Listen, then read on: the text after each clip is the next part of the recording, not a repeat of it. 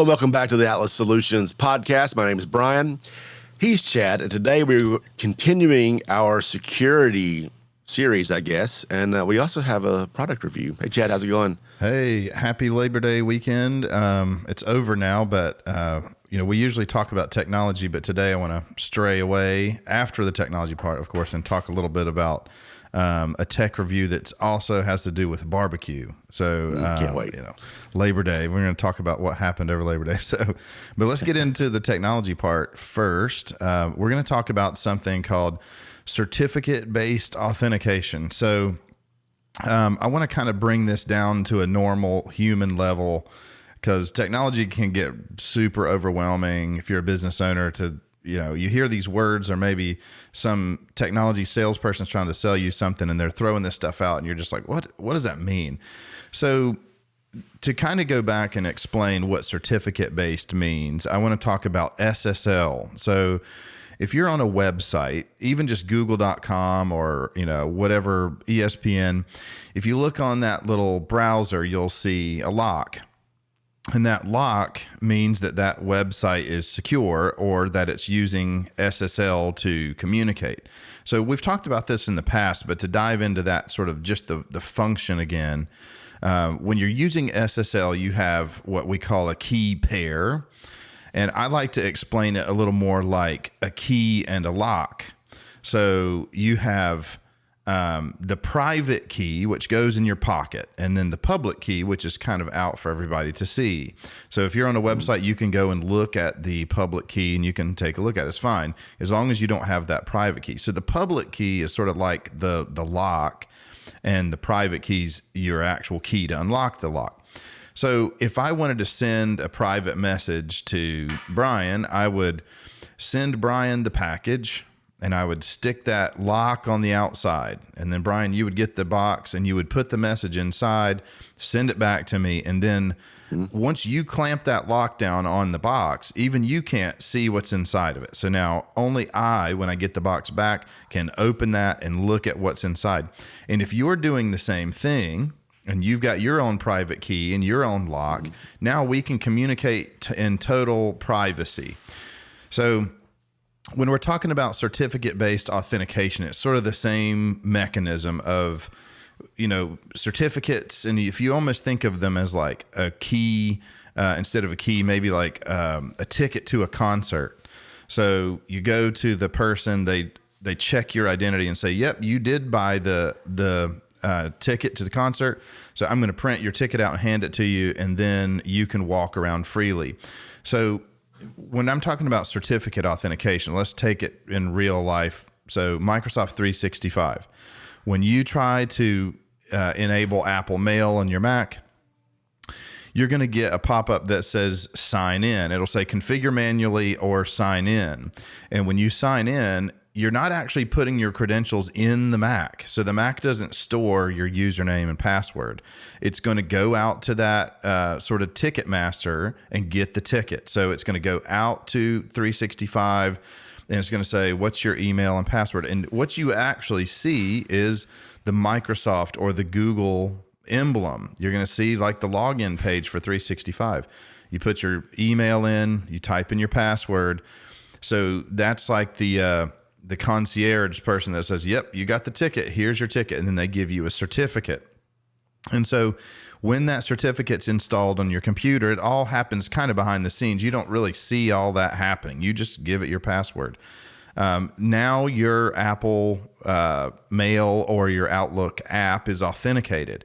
So the awesome thing about that is that your password's not really stored anywhere on your Mac in plain text for anybody to read. It's a certificate, and certificates are intentionally confusing. I guess that's not the right way to say it, but you can't read it and see the password. It's all like hidden. It's just like that ticket's not going to have all your personal information on it to the concert, but it is going to say, yeah, you can, as long as you have that ticket in your pocket, you can show it to whoever's asking and then get around. So that's certificate-based authentication. When people talk about going to the cloud and getting their email off of a local email server, some of this stuff's scary, but that's one of I think the best functions of certificate-based authentication. And talking about sort of our previous segments when we talked about app-based two-factor, that when you're doing this sort of authentication, it's going to still require the requirements at that ticket master are going to be the same. You got to have your ID. You got to have your second factor before you get the ticket. So it's just one more extra layer. This kind of gets into more of the, the technical about how it actually works and what's the function that lets you authenticate. So from time to time, you'll have your Outlook or your Apple Mail stop working and it says you need your password again. Sometimes it's not that your password has expired, but that certificate, that ticket has expired. And so you need to go get a new one to continue working as normal. Now, that can happen for a lot of reasons. Maybe it expired because of time. Maybe it was you hadn't updated it recently.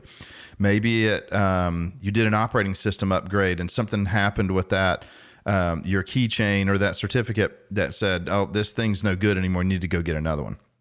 So I guess in the real world, that's like, losing your ticket or your ticket got water spilled on it and you can't really read it. We got to go get another one. It's okay. Your credentials will get you another one, but you got to go ask the concierge to print you another ticket off. So that's kind of bringing it way back down to layman's terms about what's happening with these more modern authentication systems and using certificates. So enough with that. Let's talk about, barbecue. Let's talk about finally Labor Day. So this weekend, I of course was prepping the barbecue to make some ribs, and shout out to Lake Norman Butchery. I discovered those places. So if you're in the area up in Morrison Plantation, lknbutchery.com. And I got a 3-rib, short rib plate, beef ribs, and some pork ribs as well. My brothers were going to come over and do some barbecuing. So as I was checking out, I saw the Meatr Plus meat thermometer. It has been on my radar for a really long time, and I want to talk about the technical reason why, and then we'll talk about how it actually functions. So in the past, and even still, I have the iGrill, which is sort of a smart thermometer. It only uses Bluetooth. It's from Weber. And honestly, I was a little disappointed in Weber. Like I had a little more high expectations of Weber here, but you've got this little disc and then you plug in the probe, and then the probe goes into the meat, and you set it up on your phone.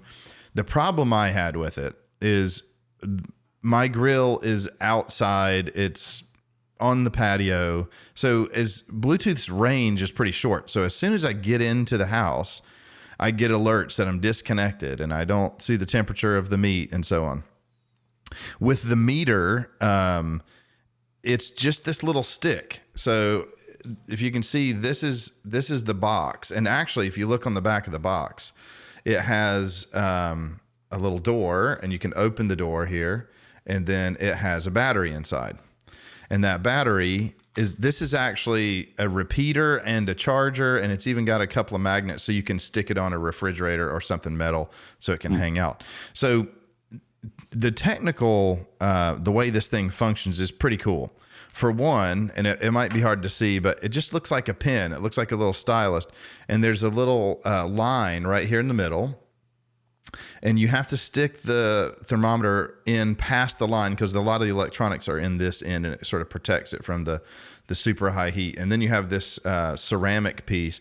And actually, this little square on the end is a second thermometer.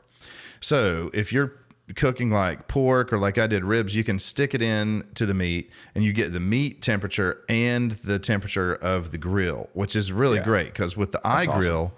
I had to use 2 probes or choose one. I would choose, what's the air temperature and what's the barbecue temperature. So if you're into barbecue and smoking meat like Brian and I are, you want to know the temperature of the grill and you want to know the temperature of the meat, and you have it in one device. So now, the distance, let's talk about that. So this was sort of interesting to me. Again, marketing, they do a good job at saying it's going to be a lot more distance, and it is. But the way it sort of works, it's different from the iGrill. The iGrill has a Bluetooth connection to whatever device you choose. So if you have an iPad or an iPhone or whatever. You just connect it, and then that's it. It's a one and done. So you're tied to the distance of that device and its Bluetooth connection. With the Meatr Plus, the thermometer itself, now when you take it out, it turns this guy on. And then it actually has a Bluetooth connection to this guy. And then your phone connects to this guy. So there's three pieces involved. There's the thermometer, I don't know what you would call this, the dock piece, and then your cell phone. So what that does is it almost gives you like a jump. So you've got double the Bluetooth distance. They kind of recommend keeping the dock really close, like on the grill, somewhere not hot, obviously. So maybe 10 feet, 20 feet away, and then so on. Now, here's the cool part. I want to open my app just to make sure I get the terminology right. But there's extra connections. Let's see here. It's called Meatr Link. So what Meatr Link does is you can have the thermometer and then the sort of the middleman, the Meatr box here, and then the phone. But then the phone pushes the information to the cloud. So you can install another app on your iPad or whatever, and you can go anywhere and watch the temperature. So as long as you have the device that's connected to the Meatr sort of docking station, you can roam about the house. So what I did just to test it is I connected my cell phone, and I left my cell phone sort of close enough to keep the connection. And then I was just using my iPad for whatever that day. And I was kind of doing stuff in the kitchen and doing stuff in the laundry room and just roaming about the house. And I could check the temperature at any given time.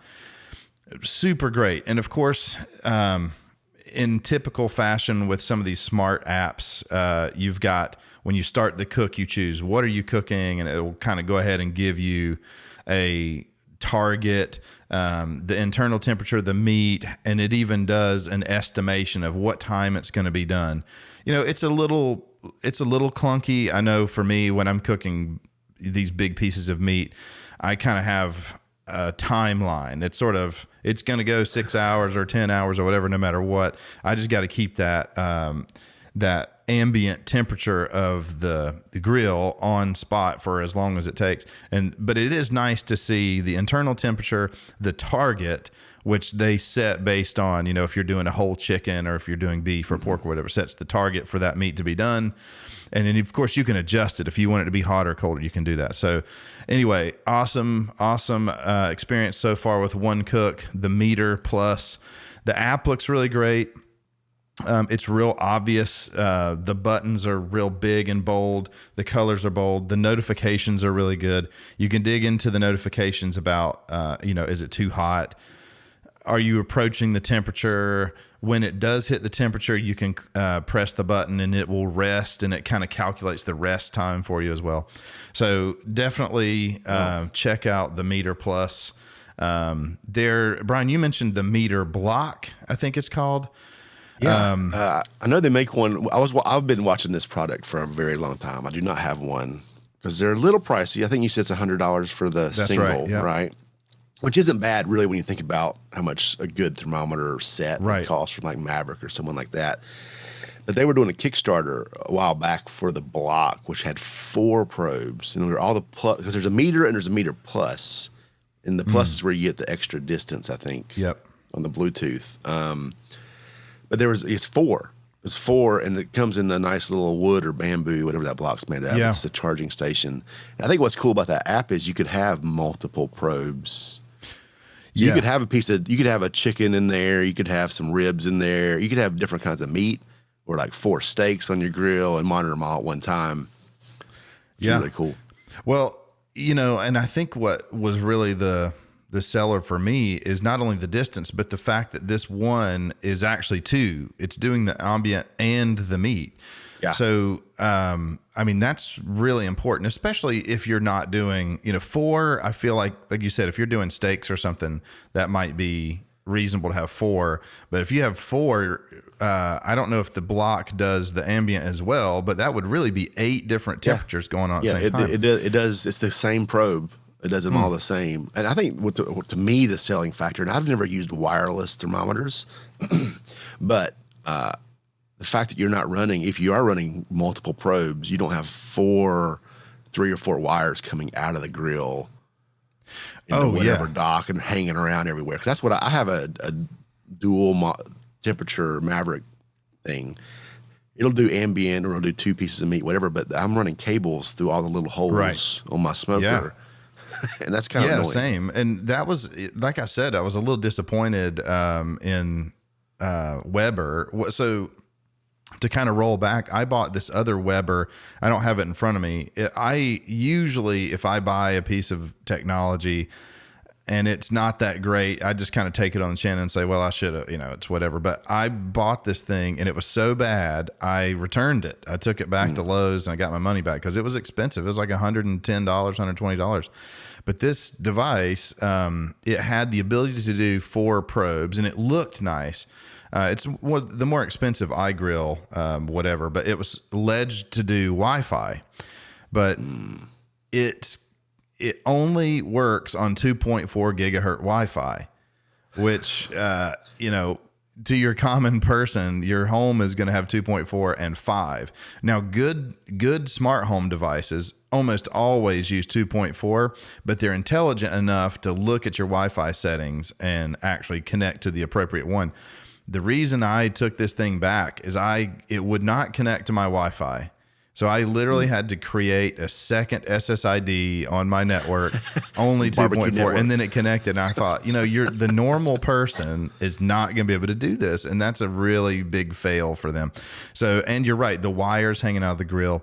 The awesome thing about the Meatr, it's almost too good to be true in the fact that you just stick it in the meat and you walk away and there's no wires and, it's a great product. It's so great. Now I've only done one cook, so we'll see how much it stands up. I am skeptical about technology inside of a grill. I don't know how long that can last, but they must have tested it, and so far the reviews are great. So maybe we'll see in a year if it still works.